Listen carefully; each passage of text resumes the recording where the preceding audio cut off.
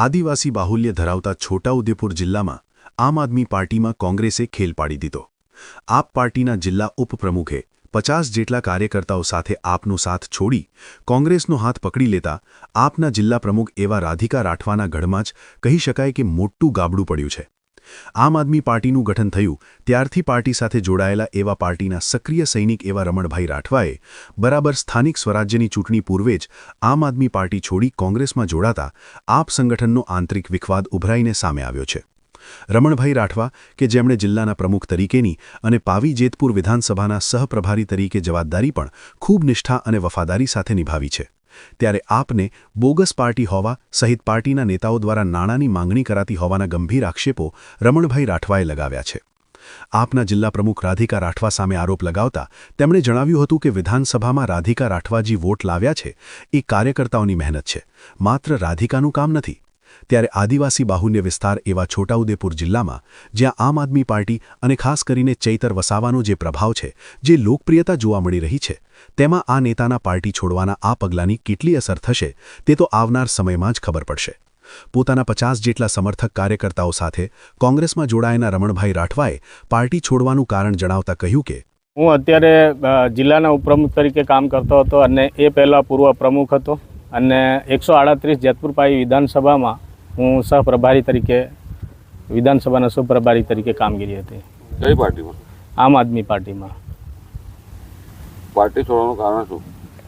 બસ હું મારા જે એરિયા વાઇઝ મને જે પ્રકારનું મારું કામગીરી હતી તે પ્રમાણે હું લોકોને તમામ જે લોકો અને મારા જે કાર્યકરો અને મિત્રો અને પદાધિકારીઓ હતા એમને ન્યાય આપી નહીં શકું, એના કારણે મારે આ પાર્ટી છોડી સેપ આવ્યો નહોતો। અને રાધિકાબેનને જે પ્રકારે પાર્ટીમાં મજબૂત અને એ પોતે પણ તેટલા વોટ લાવી છે એ અમારા કાર્યકરોની મહેનત છે, એ માત્ર રાધિકાનું કામ નથી।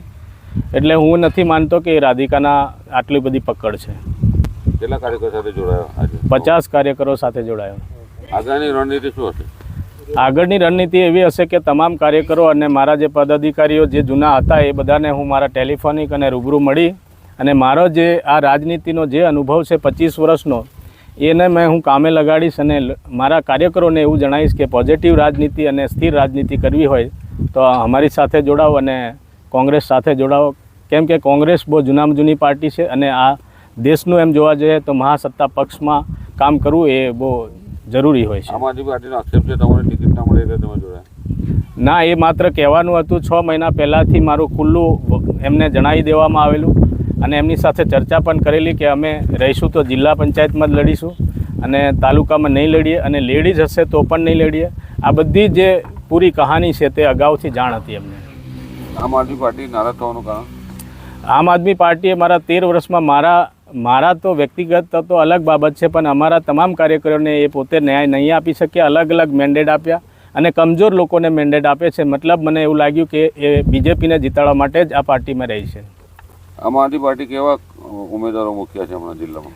આ પાર્ટી એવું માનો તો કવાંટ તાલુકા યા ફિર પૂરા છોટાઉદેપુર જિલ્લાના 7 તાલુકામાં કદાચ કોઈક એવા કારણોસર અથવા ત્યાંના લોકોના વિચાર ગલત હોઈ શકે તો જ ત્યાં સીટ આવશે, બાકી 0 મળશે।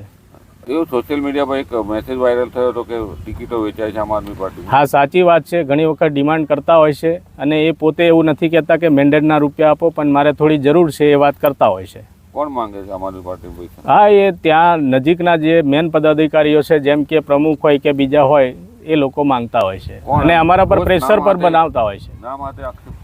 નામ સાથે આક્ષેપ કરવાથી કોઈ મતલબ નથી, બદનામ થશે। પાર્ટી તો છે જ હવે, પણ એનાથી કોઈ ફરક નથી પડવાનો અને લોકોને ખબર પડી છે કે આ બોગસ પાર્ટી છે। કેટલા પૈસા માંગ્યા તમારી પાસે ટિકિટમાં? અમારી પાસે નથી માંગ્યા, પણ કામગીરી એટલે કે ઉછીના તરીકે ડિમાન્ડ કરેલું। રમણભાઈ રાઠવા। એક્ટિવાથી લઈ જેસીબી સુધીના, ટૂંકમાં દરેક વાહનના અને દરેક કંપનીના, જી હા, દરેક કંપનીના અને દરેક સાઇઝના ટાયર એકદમ કિફાયતી ભાવમાં મળશે અને તે પણ આપણા છોટાઉદેપુરમાં। જી હા, છોટાઉદેપુરમાં।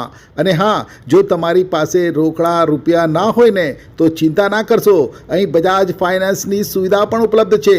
સરનામું છે apex traders, silver spoon hotel સામે, triangle complex, highway road, Chhotaudepur. Mobile number છે 7359953545। છોટાઉદેપુર સહિત રાજ્ય દેશ અને દુનિયાના સમાચાર જોવા માટે સબસ્ક્રાઇબ કરો તીર સમાચાર અને બેલ આઇકોન જરૂર દબાવો.